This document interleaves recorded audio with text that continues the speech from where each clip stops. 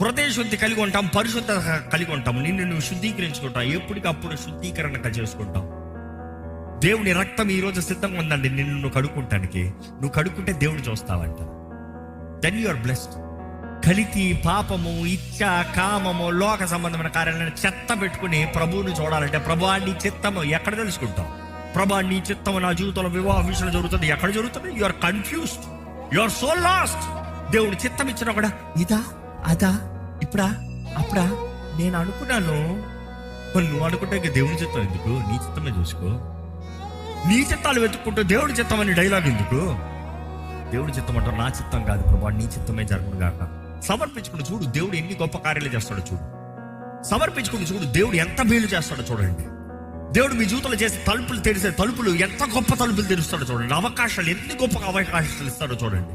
It is all about surrender. Until you surrender you cannot have anything.